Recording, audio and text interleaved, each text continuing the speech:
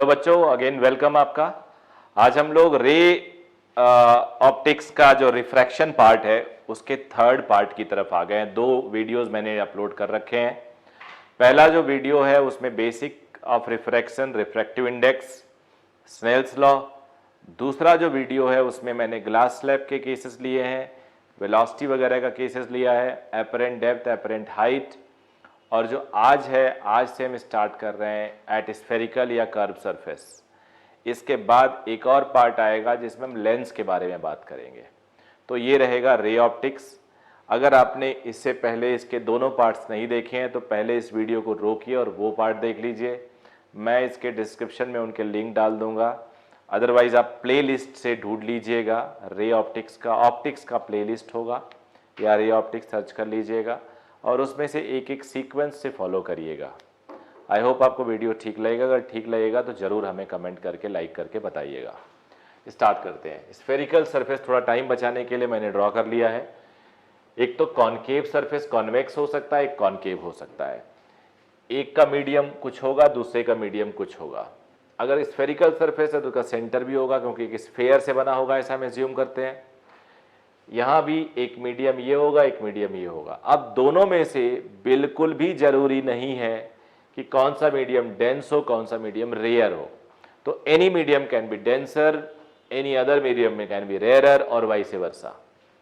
मैंने for example इसको rarer माना है, इसको डेंसर माना है।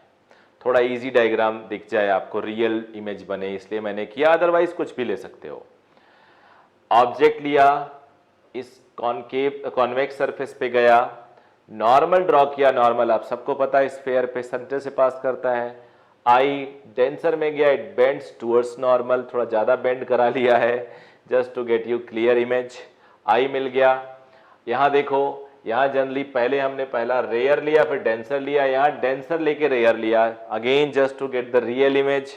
Otherwise it bend towards normal और फिर इधर ही एक वर्चुअल इमेज बनता। ये सब आज आप करके देखेंगे घर पे। तो ये डेंसर लिया है, रेयर लिया, अगेन वैसा ही रिफ्रैक्शन स्नेल्स लॉ से आप देख सकते हो। आई यहाँ कम है, आर ज्यादा है, तो वो रेयर मीडियम होगा। अब कुछ छोटी छोटी चीजें जैसे जानने के लिए आपको, ऑल दो यू नो आप सबको पता है, मैं लिख सकता हूं ये ऑब्जेक्ट डिस्टेंस, ये रेडियस ऑफ कर्वेचर, ये image distance, P is pole, ये ऑब्जेक्ट डिस्टेंस है, इसे C लिख देता हूं, सेंटर ऑफ कर्वेचर को कंफ्यूजन हो जाता है सेंटर में और इसमें। ये इसका U हो जाएगा, ये R, ये V बेटा। तो ये जो PC लाइन है या OPC लाइन, इसे हम प्रिंसिपल एक्सिस बोलेंगे। U आपको पता है, AP को हम approx perpendicular to PC line बोलेंगे, because we consider small aperture, all angles are very small such that sin I is equal to tan I, sin R approximately equal to R is equal to tan R। तो ये सारे approximation valid होंगे यहाँ पे। अब एक हम लोग को डिफाइन करना है रिफ्रैक्शन फार्मूला कि कैसे बिहेव करता है, तो वो भी डिराइव इसी डायग्राम में मैं कर देता हूँ, तुम्हारे लिए इजी होगा। तो डिराइव करने के लिए मैं इसी डायग्राम को कंसीडर कर रहा हूँ। आप देखिए कैसे डिराइव होगा। फार्मूला रट लीजिएगा, बड़े काम का होगा, समझना उससे पहले ज़रूरी है। तो मैं ये आपने नोट कर लिया होगा, स्क्रीन को आप पॉज करो और नोट कर लिया करो। तो मैं अब इसको डिराइव करने के लिए आगे बढ़ रहा हूँ। इसी में डिराइव करते हैं। याद रखना, इस पूरे डेरिवेशन में पिछले वॉल्यूम में भी बताया था, मैं एक बड़ा सा इजी सा टर्म यूज करता हूं, अल्फा बीटा गामा। ये बड़े काम का है, सारा डेरिवेशन यही दे देता है मुझे। यहां भी मैं अगर डिराइव करना हो तो अल्फा बीटा गामा करूंगा, मेरा आंसर आ जाएगा। आंसर लाने से पहले हम लोग स्नेल्स लॉ अप्लाई करेंगे, अप्लाइंग स्नेल्स लॉ।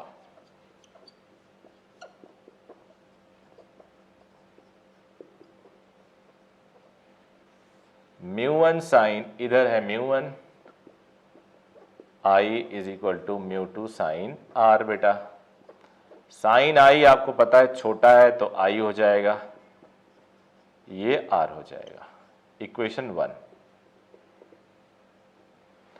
अब ट्रायंगल, पहले अल्फा बीटा में रिलेशन निकाल लेते हैं। आई देखो एक्सटीरियर एंगल है अल्फा और बीटा का, तो I is equal to alpha plus beta. R जो बीटा आर और गामा का एक्सटीरियर एंगल है,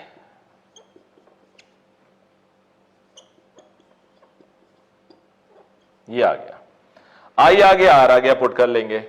अब जरा रखें tan अल्फा क्या है, ऐसे डेरिवेशन मैं करा चुका हूं, रिफ्लेक्शन एट कर्व सरफेस पे भी करा चुका हूं, और इसी एक दो जगहों पे और मैंने इसको ऐसे, हाँ अभी जो पिछला पार्ट 2 है रिफ्रैक्शन का उसमें भी करा चुका हूं। तो आप लोग के लिए इजी होगा ये लिखना। ये परपेंडिकुलर में मान रहा हूं बिकॉज अगर परपेंडिकुलर ड्रॉप करते हैं तो let it be at P dash, P dash बहुत ही कम होगा। मैंने तो बहुत बड़ा डायग्राम बनाया है तो आपको इतना दिख रहा है, बहुत ही छोटा डायग्राम मिलीमीटर सेंटीमीटर में लोगे तो ये नेग्लिजिबल होगा बेटा। तो tan अल्फा होगा परपेंडिकुलर, साइन कन्वेंशन बिल्कुल वैसे ही, लेफ्ट को नेगेटिव, राइट को पॉजिटिव, ऊपर को पॉजिटिव, नीचे को नेगेटिव, जैसे मैंने आपको साइन कन्वेंशन मिरर में और बाकी जगहों पे बताया है।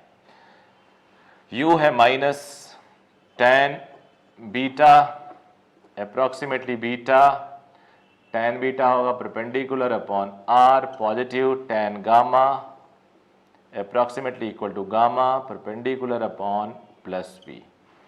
तो इन सब की वैल्यू हम लोग पुट करेंगे 3 और i और r की वैल्यू 1 में, 1, 2 एंड 3 μ1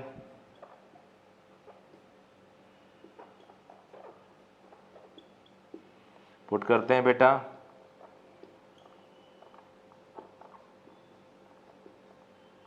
बीटा है r,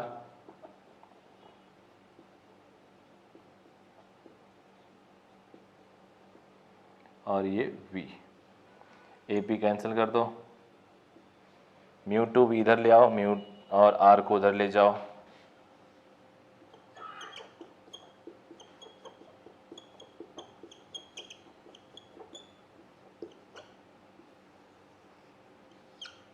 ये आया रिफ्रैक्शन एट कर्व सरफेस का रिफ्रैक्शन फॉर्मूला, ये रिफ्रैक्शन फॉर्मूला।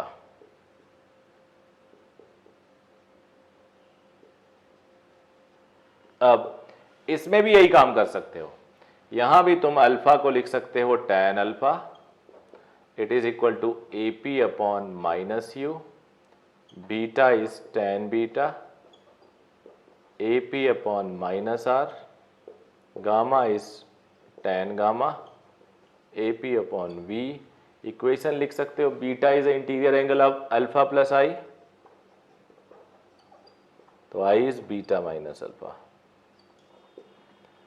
और ये R जो है बीटा और गामा का एक्सटीरियर एंगल है, और μ1 sine I, μ2 sine R, sine I को I, साइन R को R। अब पुट करिए और ये आंसर लीजिए, नोट जरूर कर लीजिएगा आप लोग। अब बेटा मैग्निफिकेशन देखते हैं, लेटरल मैग्निफिकेशन, लॉन्गिट्यूडनल मैग्निफिकेशन तो बहुत इजी होता है निकालना।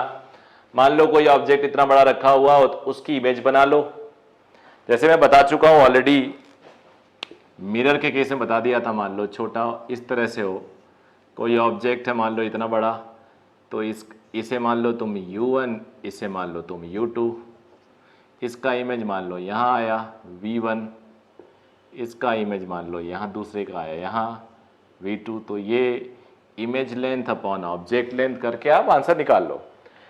लेटरल, इसमें लेटरल भी बहुत इजी है। आप एक ऑब्जेक्ट लो जिसकी हाइट आपने दे रखी है, रे डायग्राम के लिए ये जाएगा तो सीधे बिना डेविएशन के निकल जाएगा। तो एक बेस की एक टॉप की यहां से ड्रॉ करना इजी रहता है। आई है, ये डेंसर मीडियम है, देखो मैंने μ2 को बड़ा रखा है, तो it bend towards normal, normal की तरफ मुड़ गया और एक हमने लोकेट कर दिया। वैसे एक और यहाँ से भी भेजेंगे हम, उसके बाद वो यहाँ कट करता है, तो 2-3 रे बना लो, बढ़िया रहेगा। अब मैग्निफिकेशन होता है height of image upon height of object. Height of image यहां पे जो है वो नेगेटिव है, हाइट ऑफ ऑब्जेक्ट पॉजिटिव है, तो ये हो गया -HI upon HO, magnification M। अब हम लोग बाय स्नेल्स लॉ,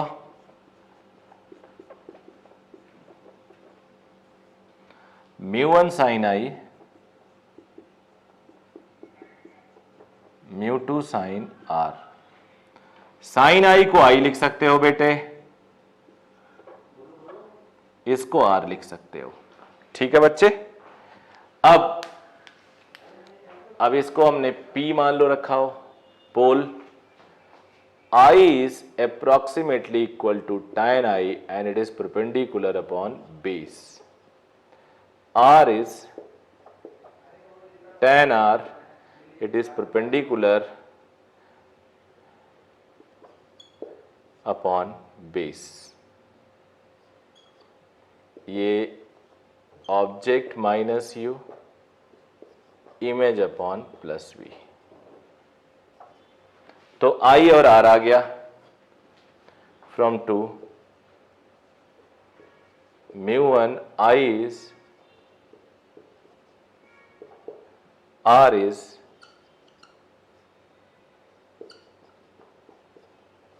ये हो गया। अब बेटा -HI अपॉन HO, उसे रोको, एक तरफ HI HO इधर ले जाओ, सबको उधर ले जाओ, तो μ1 अपॉन μ2 माइनस V/U आता है। ये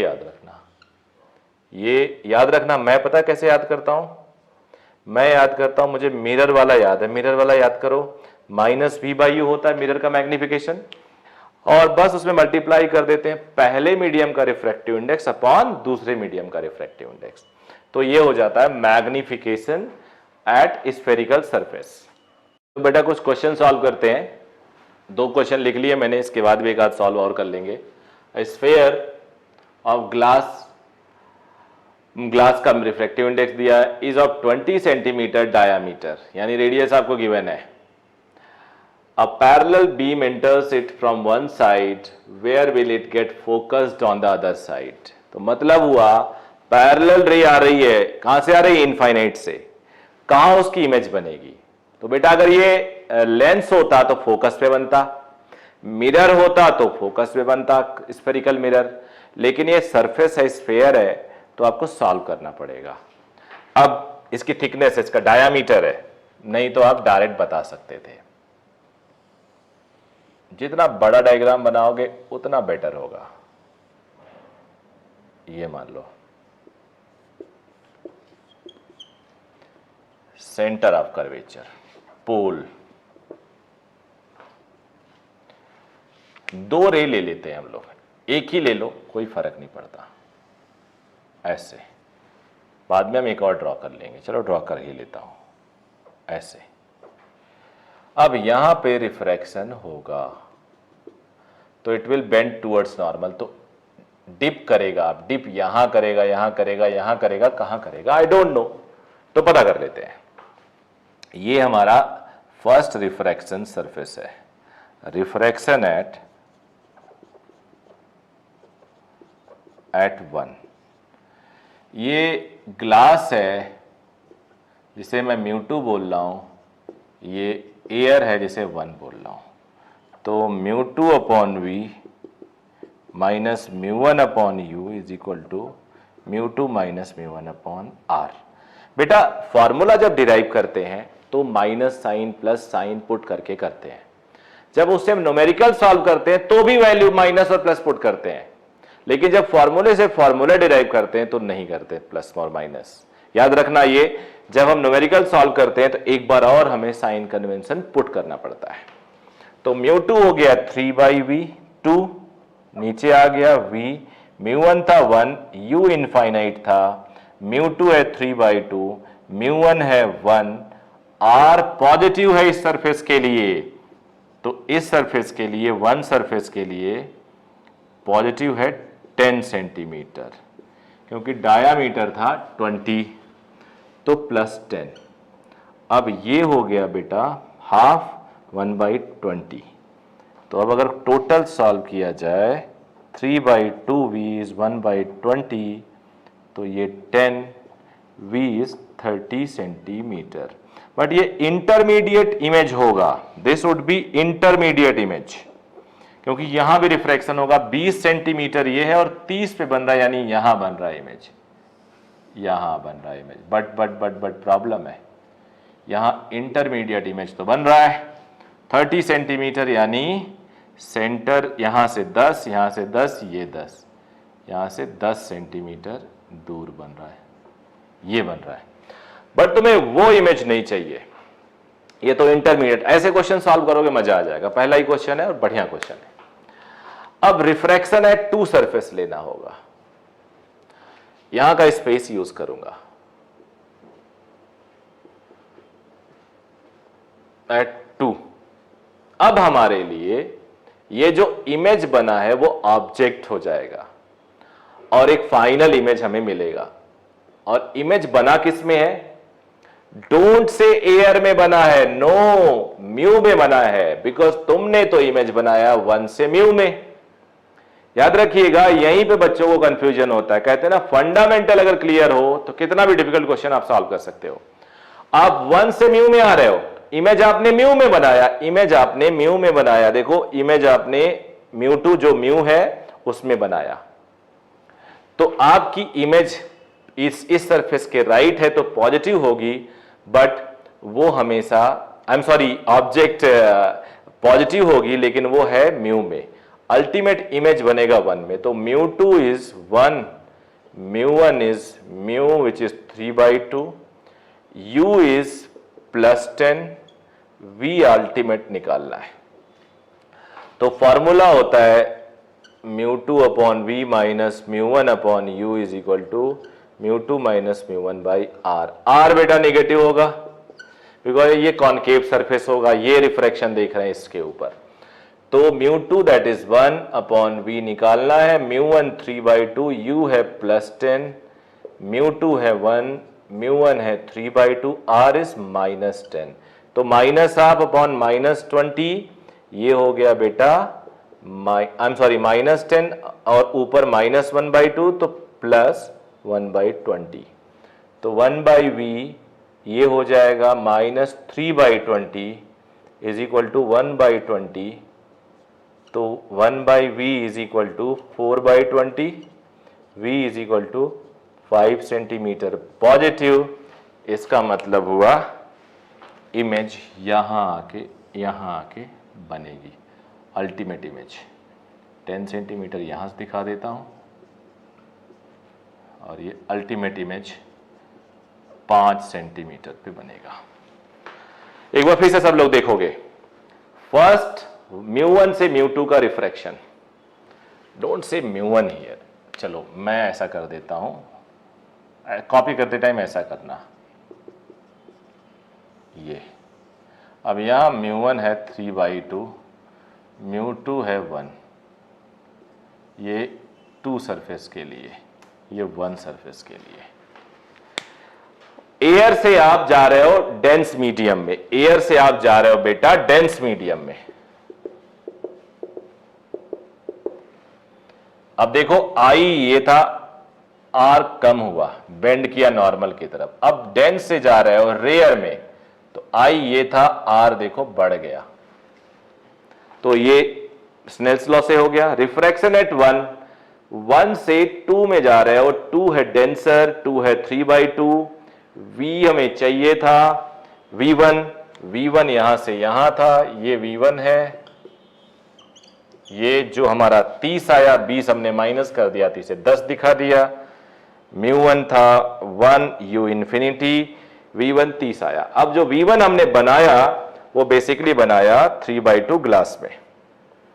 अब इस ग्लास से हमने लोकेट किया, एक्चुअल ये है वर्चुअल इमेज बना, वर्चुअल इमेज बना है ये। इसके लिए ये जो है, तो इसका देखो ये रे आके टकराती, लेकिन अब ये ग्लास क्लोज हो गया, तो इस ग्लास के लिए ये रे ऑब्जेक्ट होगा जो वर्चुअल है, तो वर्चुअल ऑब्जेक्ट हुआ और रियल इमेज मिलेगा।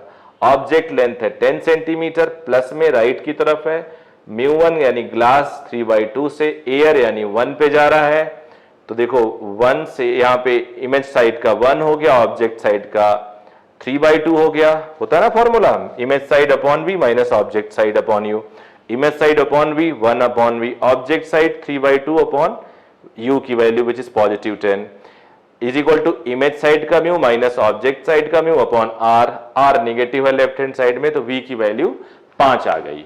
तो आप इसको कॉपी कर लो।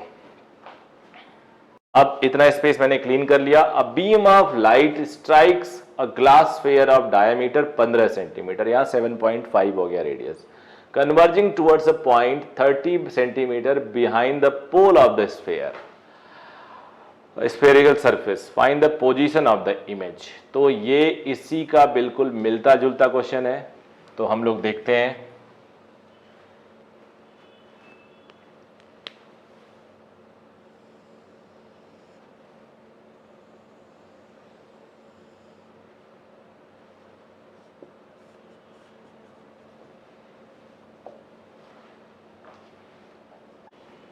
तो बेटा जब पोल से 30 मीटर पीछे बन रहा है, तो ये 15 यहाँ कहीं में दिखा देते हैं, तो ये ऐसे रहा होगा कुछ। अगर ये ग्लास नहीं होता स्फीयर, तो ऐसे ये कन्वर्ज होता।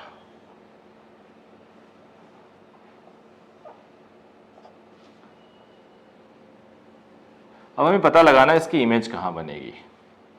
तो पहला सरफेस देखते हैं, रिफ्रैक्शन एट फर्स्ट सरफेस। अब ये बेटा 30 सेंटीमीटर आपके लिए ऑब्जेक्ट डिस्टेंस होगा पहले रिफ्रैक्शन के लिए। फर्स्ट ये मैंने लिखा 1, चलो कलर यूज कर लेता हूं। फर्स्ट रिफ्रैक्शन को रेड कलर से दिखाएंगे। μ1 है 1, μ2 है 3/2, ये है 7.5, 15/2 ही लिखता हूं।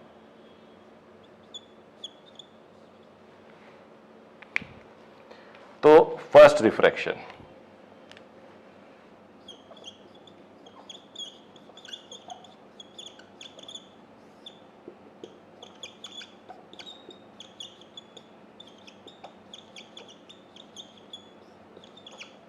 μ2 is 3/2, we don't know, μ1 is 1, u we know plus 30, μ2 is 3/2, μ1 1, r है plus 15/2। तो ये हो गया बेटा v1 लिख देता हूँ, 2v1 minus 1/30 is equal to 1/2 और ये 15/2, तो बाई टू कैंसिल 1/15, तो 3/2 v1 इज 1/30 प्लस 1/15, 30 और ऊपर 3/30 1/10, तो ये 5, v1 आ गया 15 सेंटीमीटर। 15 सेंटीमीटर का मतलब हुआ यहां इमेज बन रहा है, सेकंड वाले पोल पे कह सकते हो, P' पे। तो नोट कर लीजिए बच्चे इसको। तो बेटा इसमें बहुत इंटरेस्टिंग है, इसके बाद कोई और पोजीशन नहीं होगी, बिकॉज पोल पे रखा है तो पोल पे ही बनेगा। तो इसमें फर्स्ट रिफ्रैक्शन से ही काम चल गया। Maybe no some time आपको एक और रिफ्रैक्शन लेना पड़ता। अगर यहाँ इमेज बनता तो एक इससे इसका फिर रिफ्रैक्शन होता, वो ऑब्जेक्ट का काम करता है इसके लिए, फिर आप अल्टीमेटली इमेज देखते। तो दो रिफ्रैक्शन यहाँ पे देखना होता है। तो आई होप आपके समझ में आ गया होगा। अब एक आध क्वेश्चन और लिखता हूं मैं, क्वेश्चन सॉल्व करेंगे, और थर्ड है ये। ऐसे बहुत सारे क्वेश्चन मिलेंगे, अब सारे क्वेश्चन मैं इस क्लास में नहीं कर सकता, न्यूमेरिकल में बताऊंगा। यहाँ पे भी एक कॉन्वेक्स या कॉनकेव सरफेस दिया जा सकता है आपको, कॉनकेव दे दिया या कॉन्वेक्स दे दिया। कई बार तुम्हें ऐसा मिलेगा कि यहाँ पे एक छोटा सा सरफेस दे दिया गया, इसकी लेंथ दे दी गई, फाइनल इमेज बताओ। कई बार आपको ये सरफेस मिल जाएगा डिफरेंट रेडियस का, तो कुछ भी मिल सकता है। तो आप मेंटली प्रिपेयर रहो, इस टाइप के क्वेश्चंस आपको मिल सकते हैं। लेकिन मेरा अभी बहुत सिंपल सा क्वेश्चन है। पहले तो आप इसकी इमेज लोकेट करो। दूसरी, पूरे सिस्टम में अगर को पानी में डुबो दे तो यहाँ जो 1 है 4/3 होगा, फिर इमेज क्या होगा। तो एक तरह से एक्सरसाइज है, प्रैक्टिस है, बस वही मैं दे रहा हूँ, ज़्यादा टफ नहीं है। तो μ2 upon v minus μ1 upon u is equal to μ2 minus μ1 upon r। μ2 है ग्लास, μ1 है एयर, u इज 80, माइनस में होगा, μ2 3/2, μ1 दिस, r पॉजिटिव में होगा, +20, 1/2 1/40। 1/40 को लिख सकते हो 2/80। याद रखो, इसी के टर्म में लिखना हमेशा सही रहता है। 1/80 आ गया। अब ये 2 से 40 आ गया, तो v आया 120 मिलीमीटर। तो यहाँ पे है तो यहाँ कहीं बनेगा, थोड़ा ज़्यादा कर देना, 80 इसका 1.5 गुना यहाँ कहीं मान लो इमेज बनेगा। अब अगर थोड़ा सा चेंज करें, अगर वाटर ले लें,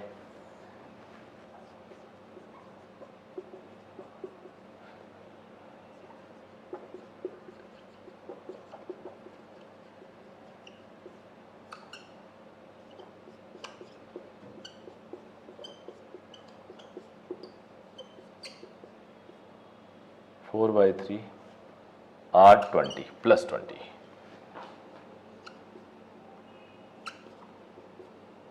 4 से 20, 3 ज़ा 6, 3/2 माइनस 4/3, 9 माइनस 8, 1/6। तो 1/6 इंटू 20, तो 3/2 v is equal to 1/120 minus 1/60 minus 1/20। अब 3/2 v इज माइनस 1/20, तो ये 60, v इज माइनस 180, यानी पीछे बनेगा इमेज। अब इमेज कहाँ बनेगा? पीछे बनेगा। तो ये रहा आप लोग का रिफ्रैक्शन एट कर्व सरफेस। छोटा सा एक वीडियो था ये, आई होप आपको अच्छा लगा होगा। इसके बाद लेंस आएगा। I will try to put whole lens in 1 part, if not then 2 parts बना दूंगा उसका। और उसके बाद होगा ऑप्टिकल इंस्ट्रूमेंट्स। तो ये बेटा आप लोग के काफ़ी इंपॉर्टेंट हेडिंग होने वाले हैं, आप इसको देखते रहना। आप इसको आप सब्सक्राइब करो। आप इसके नोटिफिकेशन लेने के लिए बेल आइकन दबा लो, जिससे आपको पता चलता रहे, या अगर आपने नोटिफिकेशन नहीं लिया तो keep checking out of it. Thank you very much बेटा।